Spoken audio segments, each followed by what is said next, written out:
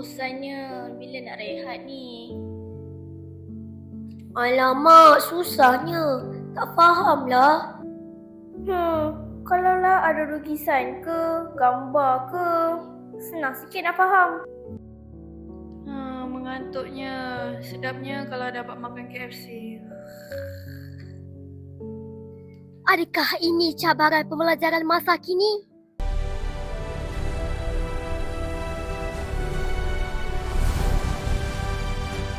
Assalamualaikum dan salam ilmu di hati. Bersama saya Nur Azza Safrina daripada Wartawan Super TV. Super TV. Hadirin sekalian, dalam arus dunia yang semakin berkembang, gaya pembelajaran juga harus dilakukan perubahan. Pembelajaran interaktif. Bagus. Hadirin sekalian, pembelajaran kini tidak lagi hanya bergantung kepada kaedah tradisional semata-mata. Melalui penggunaan permainan interaktif seperti Kahoot dan kuis, suasana bilik darjah menjadi lebih aktif, ceria dan menyeronokkan. Setiap soalan yang dipaparkan bukan sahaja menguji kefahaman murid, malah turut meningkatkan fokus, keyakinan dan semangat untuk terus mencuba. Hadirin sekalian, bersama saya kali ini Cikgu Atira, merupakan cikgu yang sering menggunakan platform digital ketika proses pengajaran. Assalamualaikum Cikgu. Waalaikumsalam. Cikgu boleh kongsikan platform apa yang Cikgu sering gunakan ketika pengajaran? Mestilah boleh. Okey, antara platform yang telah saya gunakan untuk pembelajaran yang menggunakan ICT antaranya ialah platform Canva, Bluecat, Quizizz dan beberapa lagi aplikasi yang menggunakan penggunaan permainan kuis interaktif. Apakah perubahan yang boleh Cikgu lihat? Okey, baiklah. Antara perubahan yang telah saya lihat ialah pertama, murid saya lebih fokus di dalam kelas masa pembelajaran dan mereka lebih tertarik untuk belajar pembelajaran iaitu mata pelajaran Bahasa Melayu. Di mana pada pendapat saya Bahasa Melayu kalau kita tak buat permainan ataupun pembelajaran interaktif, murid-murid akan cepat bosan. Terima kasih Cikgu. Pembelajaran realiti maya.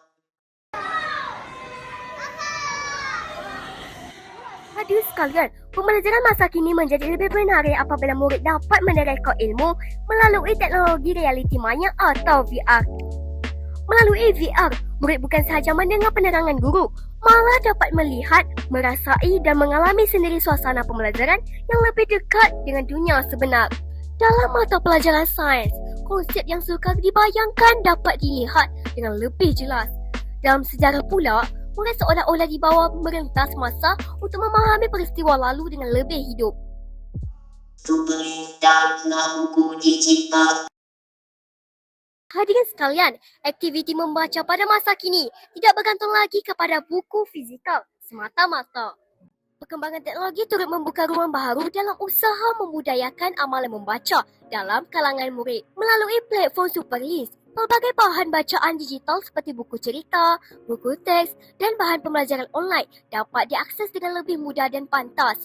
Pendekatan ini bukan sahaja membantu murid mendapatkan maklumat di hujung jari, malah menjadikan aktiviti membaca lebih fleksibel, menarik dan sesuai dengan pembelajaran abad ke-21. Hadirin sekalian, bersama saya kali ini Nurul Husna. Boleh kongsikan mengapa anda memilih bahan bacaan digital? Bahan digital mudah diakses, dapat dicari dan boleh dibaca menggunakan tablet atau komputer. Apakah cara ini dapat membantu anda membaca dengan lebih kerap? Ya, kerana saya boleh memilih pelbagai bacaan dengan mudah dan terus merekodkan ke dalam ais. Laman lestari digital.